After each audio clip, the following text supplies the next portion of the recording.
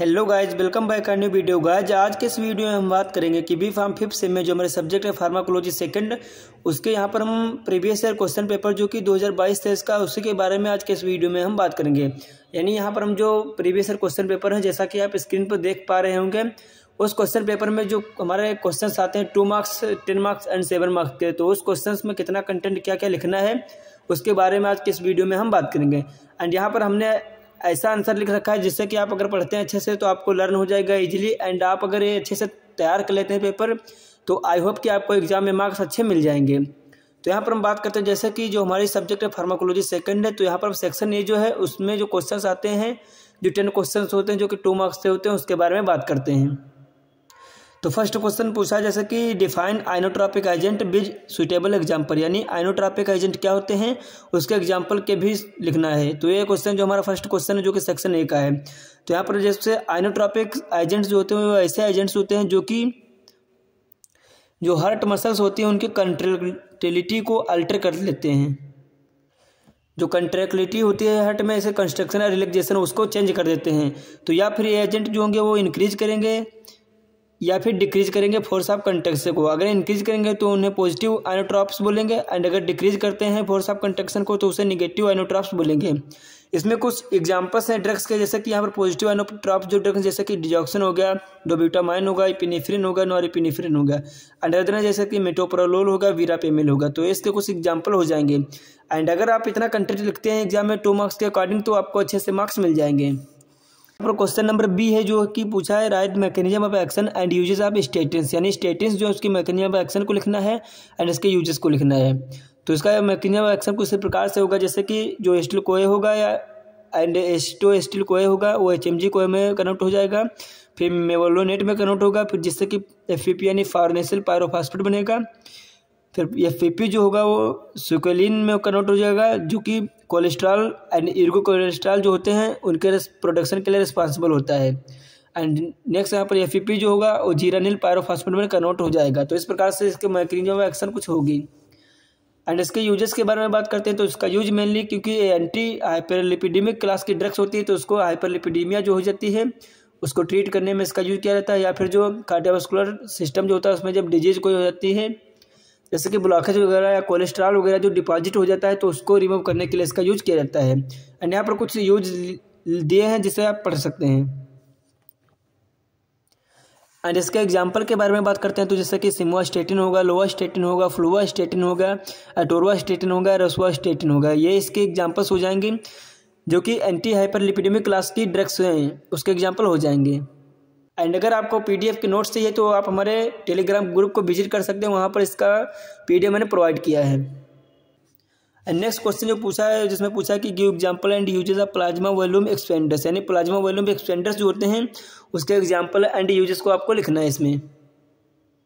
तो सबसे पहले आपको लिखना है कि प्लाज्मा वॉल्यूम एक्सपेंडर्स जो होते हैं वो होते क्या हैं, क्योंकि क्वेश्चन कोई भी हो जब आपको पता ही नहीं होगा ये होते क्या है तो आप कैसे लिख पाएंगे। तो जैसे कि प्लाज्मा वॉल्यूम एक्सपेंडर्स जो होते हैं वो ऐसे एजेंट्स होते हैं जो कि हमारे बॉडी में जो प्लाज्मा होता है, फ्लूइड होता है, उसके वॉल्यूम को इंक्रीज कर देते हैं। जैसे नॉर्मल जो हमारा प्लाज्मा वॉल्यूम होता है वो मान के चलो 5 लीटर्स है, एंड यहाँ पर जब हम इन मेडिकेशंस को लेंगे तो वहाँ पर 10 या 7 लीटर्स जो हमारा वॉल्यूम होगा प्लाज्मा का वो बढ़ जाएगा। तो ये प्लाज्मा वॉल्यूम एक्सपेंडर्स होते हैं। एंड इसमें एग्जांपल्स कुछ हैं जैसे कि नॉर्मल सलाइन हो गया, डेक्स्ट्रेन हो गया, ह्यूमन एल्ब्यूमिन हो गया, एंड PVP यानी पॉलीविनाइल पायरोलिडीन हो गया। तो इसके एग्जांपल हो जाएंगे प्लाज्मा वॉल्यूम एक्सपेंडर के। एंड इसके यूजेस के बारे में बात करते हैं तो इसका यूज किया जाता है मेनली जो शॉक थेरेपी हो जाती है उसमें भी इसका यूज करते हैं। एंड हाइपोवोलेमिया यानी जो हमारा वॉल्यूम होता है बॉडी में वो कम हो जाता है तो उसके ट्रीटमेंट में इसका यूज करते हैं। एंड ह्यूमोरेज जो हो जाता है यानी एक्सेस ब्लीडिंग जो हो जाती है उसमें यूज करते हैं। एंड या फिर इसका जो बॉडी फ्लूइड जो होता है उसके वॉल्यूम को इंक्रीज करने में इसका यूज किया जाता है। तो इस प्रकार से इसके यूजेस हो जाएंगे। एंड नेक्स्ट क्वेश्चन है क्वेश्चन नंबर डी है जो कि उसमें पूछा है give the mechanism of action and uses of streptokinase, यानी स्ट्रेप्टोकाइनेज जो मेडिसिन है उसके मैकेनिज्म ऑफ एक्शन को लिखना है एंड यूजेस को लिखना है, एंड उसके एग्जाम्पल भी देना है आपको कि किस क्लास की मेडिसिन है। तो जो स्ट्रेप्टोकाइनेज होती है वो मेनली एक फाइब्रिनोलाइटिक क्लास की मेडिसिन है। फाइब्रिनोलाइटिक क्या होते हैं, जैसे कि ऐसे मेडिसिन या ड्रग्स होती हैं जो कि फाइब्रिन जो होता है जो कि ब्लड क्लॉटिंग के लिए रिस्पॉन्सिबल होता है उसको डिजॉल्व करते हैं। यानी जो फाइब्रिन होता है ब्लड क्लॉट करता है। जब ब्लड फाइब्रिन का कंसंट्रेशन बढ़ जाता है तो ब्लड जो होता है हमारा इजीली क्लॉट होने लगता है, जिसे कि डिजॉल्व करने के लिए हम स्ट्रेप्टोकाइनेज मेडिसिन जो है उसे लेते हैं, जो कि एक फाइब्रिनोलाइटिक क्लास की मेडिसिन है। यहाँ पर जैसे कि फाइब्रिनोलाइटिक में एग्जांपल है स्ट्रेप्टोकाइनेज होगा, यूरोकाइनेज होगा। 2 मेडिसिन हमारी फाइब्रिनोलाइटिक क्लास की मेडिसिन हैं। सिंपल इसकी मैकेनिज्म ऑफ एक्शन क्या होती है उसके बारे में बात करते हैं। जैसे कि प्लाज्मिनोजन जो होगा वो प्लाज्मिन में कन्वर्ट होगा, जिसके कि डिग्रेडेशन होगा प्रोडक्ट का, जिससे कि जो हमारा ब्लड होगा वो क्लॉट हो जाएगा। लेकिन जब स्ट्रेप्टोकाइनेज हम लेंगे तो प्लाज्मिन में कन्वर्ट नहीं होगा प्लाज्मिनोजन जो था, ना फिर डिग्रेडेशन प्रोडक्ट का होगा। तो इस प्रकार से इसकी मैकेनिज्म हो जाएगी। एंड इसका यूज जो मेनली होता है वो एक्यूट मायोकार्डियल इन्फेक्शन जो हो जाता है हार्ट में उसमें करते हैं, पल्मोनरी एम्बोलिज्म जो हो जाता है उसमें करते हैं, या फिर डीप वेन थ्रोम्बोसिस यानी जो हमारी सबसे पतली वेन्स होते हैं आर्टरीज उसमें जब थ्रोम्बोसिस यानी क्लॉट हो जाता है तो उसको रिमूव करने के लिए इसका यूज करते हैं। तो इसका इस प्रकार से यूज हो जाएगा। एंड नेक्स्ट क्वेश्चन नंबर ई है जो कि पूछा है right a short note on 5-HT3 antagonist है, उस पर एक शॉर्ट नोट लिखना है। तो जैसा कि जो 5-HT3 एंटागोनिस्ट होता है उसे सीरोटोनिन एंटागोनिस्ट के नाम से जानते हैं, लेकिन एक ऐसी क्लास की मेडिसिन है जो कि ब्लॉक करते हैं एक्शन ऑफ सीरोटोनिन को एट 5-HT3 रिसेप्टर पर। यानी 5-HT जो मेडिसिन है वो सीरोटोनिन एंटागोनिस्ट के नाम से जानी जाती है। एक ऐसी क्लास की मेडिसिन होती है जो कि सीरोटोनिन जो होता है 5-HT3 रिसेप्टर पर बाइंड होकर उसको ब्लॉक करती है, उस प्रकार से इसका एक्शन होता है। एंड 5-HT3 जो होता है रिसेप्टर ओएमएसिस यानी जो जी मिचलाने लगता है उसके लिए रिस्पॉन्सिबल होता है। एंड गट्स जो होता है यानी GIT होता है उसमें पेरिस्टाल्टिस मूवमेंट होता है उसके लिए रिस्पॉन्सिबल होता है। एंड ब्रेडिकार्डिया यानी डिक्रीज हार्ट रेट जो होती है उसके लिए रिस्पॉन्सिबल होता है जो 5-HT3 रिसेप्टर होता है। एंड इसके यूजेस के बारे में बात करते हैं तो इसका यूजेस जैसे कि जो chemotherapy induced nausea and vomiting होती है उसको प्रिवेंट करने में इसका यूज करते हैं। एंड जो इरिटेबल बाउल सिंड्रोम हो जाता है उसमें भी इसका यूज करते हैं उसको प्रिवेंट करने के लिए। जैसे 5-HT3 एंटागोनिस्ट के एग्जांपल होंगे जैसे कि ऑन्टसेट्रान हो गया एंड ग्रेनिसेट्रान होगा। तो इस प्रकार से अगर आप कंटेंट इतना लिखते हैं इस क्वेश्चन में तो आपको मार्क्स इजीली मिल जाएंगे 2 marks. And next question number F है जो कि write uses of prostaglandin analogue, यानी प्रोस्टाग्लैंडिन एनालॉग जो है उसके यूजेस के बारे में लिखना है। गाइज अगर आप लोग एग्जाम पेपर में जो क्वेश्चन आते हैं 2 मार्क्स के उसमें अगर आप कंटेंट कुछ लिखते हैं थोड़ा बहुत मिलता जुलता तो आपको इजीली मार्क्स मिल जाते हैं, लेकिन जब आप छोड़ देते हैं उस क्वेश्चन को तो आपको मार्क्स मिलने के चांसेस वहाँ पर बहुत ही कम रहते हैं, क्योंकि जब आप क्वेश्चन में लिखेंगे नहीं तो आपको मार्क्स कैसे मिलेंगे। तो आप लोगों को कंटेंट अच्छे से लिख लेना है पहले से एंड या लर्न कर लेना है जिससे कि आपको मार्क्स मिल सकें। तो ये जो क्वेश्चन है इसमें आपको प्रोस्टाग्लैंडिन एनालॉग जो उसके यूजेस के बारे में लिखना है। तो जैसा कि इसका यूज किया जाता है लेबर जो होता है उसको इंडक्शन में इसका यूज करते हैं। एंड एबॉर्शन जो हम करवाते हैं तो उसमें भी इसका यूज करते हैं, या फिर गैस्ट्रोइंटेस्टाइनल डिजीज जो हो जाते हैं उसमें भी इसका यूज करते हैं। एंड ग्लोकोमा एंड डिस्फेक्शन जो होता है इरेक्टाइल उसमें भी इसका यूज करते हैं। एंड प्लेटलेट एग्रीगेशन यानी प्लेटलेट जो होती हैं इकट्ठा होने लगती हैं उसमें भी इसका यूज करते हैं। तो इस प्रकार से जो प्रोस्टाग्लैंडिन एनालॉग होता है उसका यूज किया जाता है। एंड नेक्स्ट क्वेश्चन पूछा गया था जो कि 22-23 के एग्जाम में था, enlist hormones regulating plasma calcium level, यानी ऐसे हार्मोन को लिखना है जो कि प्लाज्मा कैल्शियम लेवल को रेगुलेट करें। तो यहाँ पर जो 3 मेन हार्मोन्स होते हैं जो कि प्लाज्मा कैल्शियम लेवल को रेगुलेट करते हैं, जैसे कि पैराथायराइड हार्मोन हो गया, विटामिन D3 हो गया, कैल्सिटोनिन हो गया। यहाँ पर जो पैराथायराइड हार्मोन होता है वो ब्लड प्लाज्मा जो होता है उसमें कैल्शियम लेवल को इंक्रीज करता है। एंड विटामिन D3 भी कैल्शियम लेवल को इंक्रीज करता है ब्लड प्लाज्मा में। लेकिन यहाँ पर जो कैल्सिटोनिन होता है वो ब्लड प्लाज्मा में कैल्शियम के लेवल को डिक्रीज करता है। तो ये भी आपको लर्न करना है कि कौन सा हार्मोन क्या करता है। फिर नेक्स्ट था क्वेश्चन नंबर H जिसमें कि पूछा गया था how thyroid hormone plays a crucial role in metabolism, यानी जो थायराइड हार्मोन होता है वो हमारे मेटाबॉलिज्म में कैसा रोल प्ले करता है उसके बारे में डिटेल में लिखना था। तो इसमें सिंपली आपको लिखना क्या है, जैसे कि जो थायराइड हार्मोन होता है जैसे कि T3 एंड T4 जो होते हैं जो कि एक क्रूशियल रोल प्ले करते हैं मेटाबॉलिज्म में, जिसमें कि ये जो हमारे हार्मोन्स होते हैं बॉडी प्रोसेस में जो हमारे फूड वगैरह होते हैं उसमें एनर्जी जो होती है फूड से मिलती है उसको कन्वर्ट करने का वर्क करते हैं जो T3 एंड T4 होते हैं मेनली। लेकिन मेटाबॉलिज्म जो होता है उसको भी इंक्रीज करते हैं हमारे T3 एंड T4 यानी जो थायराइड हार्मोन्स हैं। अगर थायराइड हार्मोन जो है उसकी डेफिशिएंसी हो जाती है तो काज होगा मैक्सोइडिमा, जिससे कि जो एक्टिविटी होंगी वो स्लो हो जाएंगी लेकिन वेट जो होगा वो इंक्रीज होना स्टार्ट हो जाएगा। एंड ये ग्लाइकोजिनोलाइसिस जो होती है उसको भी इंक्रीज करती हैं। ग्लाइकोजिनोलाइसिस में से जो हमारा ग्लूकोज होता है उससे ग्लाइकोजन का फॉर्मेशन जो होता है उसको भी बढ़ा देती हैं ये थायराइड हार्मोन जो होते हैं। जैसे एग्जांपल है यहाँ पर बेसिक मेटाबॉलिज्म रेट रेगुलेशन करते हैं, कार्बोहाइड्रेट प्रोटीन एंड लिपिड जो होता है उसको मेटाबॉलिज्म को भी रेगुलेट करते हैं। तो इस प्रकार से आपको इतना कंटेंट इस क्वेश्चन में लिखना है। एंड नेक्स्ट क्वेश्चन था what do you mean by tocolytics, यानी टोकोलाइटिक्स से आप क्या समझते हैं, ये क्वेश्चन था। तो टोकोलाइटिक्स जो होते हैं उसे यूटेराइन रिलेक्जेंट के नाम से जानते हैं, यानी यूटेराइन रिलेक्जेंट जो होते हैं उसे टोकोलाइटिक के नाम से भी जानते हैं। जो टोकोलाइटिक्स होती है एक ऐसी क्लास की मेडिसिन होती हैं जिनका कि यूज किया जाता है डिले या फिर स्टॉप करने के लिए यूट्राइन कंट्रक्शन को ड्यूरिंग द प्रेगनेंसी, यानी जब प्रेगनेंसी होती है तो यूट्राइन का कंट्रक्शन होता है उसको स्टॉप या डिले करने के लिए इसका यूज किया जाता है। जैसे कि एग्जांपल यहाँ पर है निफेडिपिन हो गया, सॉल्बिटामॉल हो गया, वीरापेमिल हो गया, डिल्सियाजिम हो गया, इस प्रकार से इसके एग्जाम्पल हो जाएंगे। तो अगर आप इतना कंटेंट लिखते हैं 2 मार्क्स के अकॉर्डिंग तो आपको नंबर मिल जाते हैं। नेक्स्ट क्वेश्चन नंबर जे है जो कि जिसमें पूछा है highlight the advantage of multiple point असे, यानी मल्टीपल पॉइंट बायोअसे जो है उसके एडवांटेज को आपको हाईलाइट करना है यहाँ पे। तो यहाँ पर कुछ एडवांटेज हैं मल्टीपल पॉइंट असे के, जैसे कि एक्यूरेसी जो होती है उसको इंक्रीज करता है, एंड प्रिसीजन जो होता है उसको भी इंप्रूव करता है, एंड सेंसिटिविटी जो होती है उसको भी इनहेंस्ड करता है, एंड एरर्स वगैरह जो होते हैं उसको रिड्यूस करता है। इसमें एग्जांपल जैसे कि इलाइजा टेक्निक्स होगी, जैसे कि इंजाइम लिंकेड अमीनो सार्वेंट असे जो होता है उसका यूज करते हैं, या फिर मल्टीप्लेक्स इम्यूनो असे का यूज करते हैं, पीसीआर यानी पॉलीमरेज चेन रिएक्शन जो होता है इसके थ्रू इसको हम डायग्नोस करते हैं। तो आई होप कि आपको 2 मार्क्स के क्वेश्चन जो होंगे वो समझ में आ गए होंगे। आपको ध्यान रखना है कि नीचे डिस्क्रिप्शन बॉक्स में हमारे टेलीग्राम ग्रुप का लिंक दिया है जहाँ से आप इन क्वेश्चन की PDF जो है उसको डाउनलोड कर सकते हैं। एंड अब हम बात करते हैं यहाँ पर सेक्शन बी के बारे में। तो सेक्शन बी में जो हमारे 3 क्वेश्चंस आते हैं जिसके में कि आपको मेनली 2 क्वेश्चंस ही करने रहते हैं। तो यहाँ पर क्वेश्चन नंबर 1 है जो कि पूछा है illustrate pharmacology of anti hypertensive drugs and design drug therapy for management of hypertension during pregnancy, यानी हाइपरटेंशन जो मेडिसिन है एंटी हाइपरटेंशन उसको आपको लिखना है। एंड यहाँ पर ऐसी मेडिसिन को लिखना है जो कि प्रेगनेंसी जो होती है उसकी थेरेपी में यूज़ की जाती है। तो आपको यहाँ पर पता चल रहा होगा कि हाइपरटेंशन क्या होता है, उस सभी के बारे में आपको लिखना है, जैसे कि आप देख रहे हैं। इसकी मैकेनिज्म भी लिखनी है। यहाँ पर मैं एक्सप्लेन नहीं करूँगा क्योंकि यहाँ पर टाइम जो होगा ज़्यादा कंज्यूम करेंगे ये, क्योंकि लॉन्ग क्वेश्चन है, एक्सप्लेन करने आसान नहीं है क्योंकि यहाँ पर टाइम ज़्यादा कंज्यूम होगा। एंड यहाँ पर जैसे कि आपको एंटी हाइपरटेंसिव ड्रग्स के बारे में लिखना है, एंड इसके क्लासिफिकेशन के बारे में लिखना है, एंड यहाँ पर जो है क्लास उसकी डायबिटिक्स उसको आपको अच्छे से डिफाइन कर देना है, जैसा कि आप देख रहे होंगे। तो इस प्रकार से आपको इसमें लिखना है। यहाँ पर कैल्शियम चैनल ब्लॉकर जो है उसको भी डिफाइन कर देना कि क्या है, एंड इसके यूजेस वगैरह IDR वगैरह लिख देना है।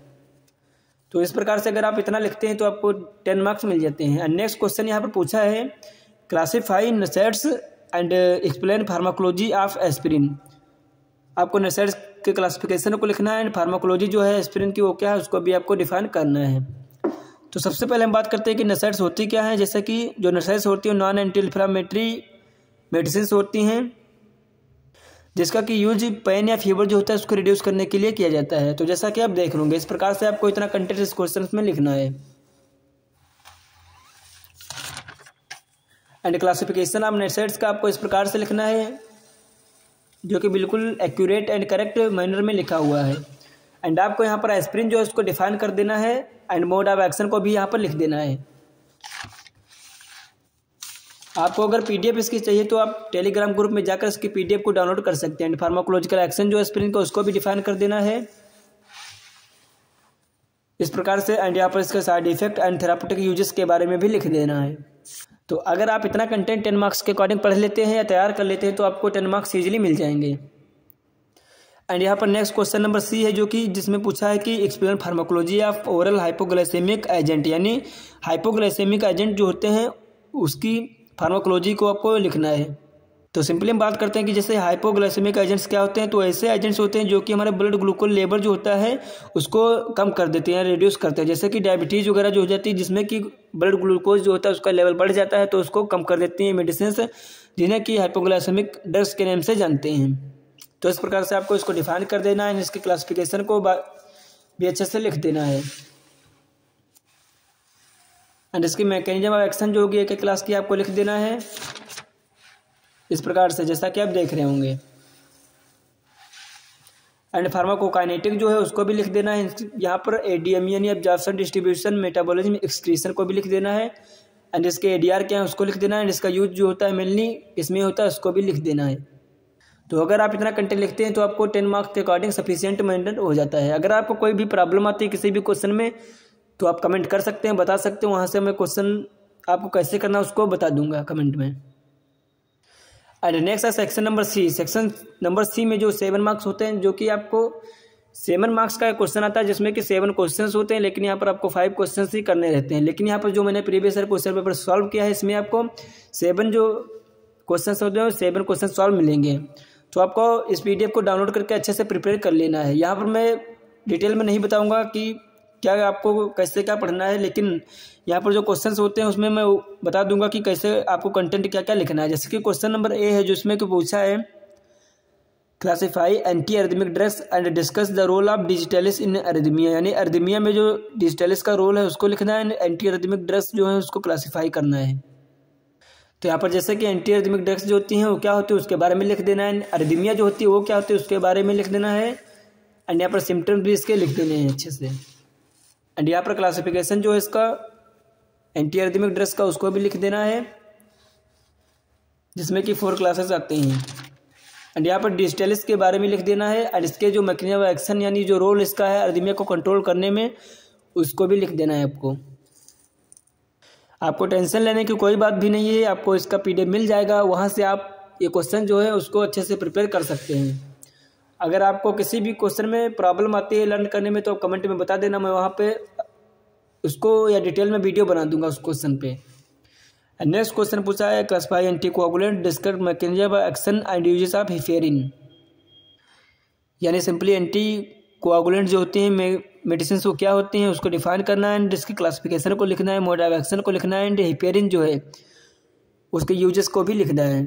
तो यहाँ पर एंटीकोआगुलेंट्स की डिफिनेशन हो जाएगी और इसका क्लासिफिकेशन इस प्रकार से हो जाएगा। एंड यहाँ पर जो हिफेरिन है उसके बारे में भी इस प्रकार से आप लोगों को लिख देना है मोड ऑफ एक्शन के साथ। एंड यहाँ पर यूजेस लिख देना है। तो इस प्रकार से क्वेश्चन कंप्लीट हो जाएगा। एंड इसी टाइप का क्वेश्चन नंबर सी है जो कि पूछा है classified diuretics, describe pharmacology of loop diuretics. तो इस प्रकार से आपको डायरेटिक्स में लिखना है। डायरेटिक्स पे मैंने पिछला डिटेल में वीडियो बनाया था, अगर आपने नहीं देखा तो उसको देख लीजिएगा क्योंकि वो बहुत ही ज़्यादा इंपॉर्टेंट है। 10 मार्क्स में भी क्वेश्चन आ जाता है डायरेटिक्स का। एंड यहाँ पर आपको क्लासिफिकेशन में आपको यहाँ पर सिंपली इसका क्लासिफिकेशन जो है उसको लिख देना है डिटेल में। क्लासिफिकेशन लिखने के बाद आपको यहाँ पर इसकी जो मैकेनिज्म ऑफ एक्शन है उसको भी लिख देना है अच्छे से कि इसका मैकेनिज्म कैसे होता है, या फिर आप डायग्राम के फॉर्म में भी लिख सकते हैं इस प्रकार से। यहाँ पर इसका मैकेनिज्म ऑफ एक्शन होता है और इसकी फार्माकोलॉजी जो है उसको भी आपको लिख देना है। तो इस प्रकार से क्वेश्चन कंप्लीट होता है। नेक्स्ट क्वेश्चन जो पूछा है उसमें पूछा है कि describe H1 receptor antagonist and give a comparative note on first generation and second generation antihistaminics, यानी यहाँ पर H1 रिसेप्टर एंटागोनिस्ट जो है उसको आपको डिस्क्राइब कर देना है। And first and second generation के जो एंटीहिस्टामिनिक मेडिसिन हैं उसको आपको डिफाइन करना है कि क्या होते हैं। ये क्वेश्चन सिंपली पूछा है। तो जैसा कि आप देख रहे होंगे यहाँ पर इस प्रकार से आपको कंटेंट लिखना है। यहाँ पर इसके मोड ऑफ एक्शन को भी लिख देना है अच्छे से। एंड फर्स्ट जनरेशन के एंटीहिस्टामिनिक क्या होता है उसको लिख देना है। एंड यहाँ पर सेकंड जनरेशन के जो एंटीहिस्टामिनिक्स होते हैं वो क्या होते हैं उसको लिखना है। तो इस प्रकार से लिखेंगे तो आपको 7 मार्क्स इजीली मिल जाएंगे। एंड नेक्स्ट क्वेश्चन में पूछा है outline the pharmacology of glucocorticoid, यानी ग्लूकोकार्टिकॉइड की फार्माकोलॉजी जो उसको लिखना है। तो ग्लूकोकार्टिकॉइड जो होते हैं उसकी डिफिनेशन लिख देनी है इस प्रकार से। एंड यहाँ पर क्लासिफिकेशन जो है ग्लूकोकार्टिकॉइड का उसको लिख देना है।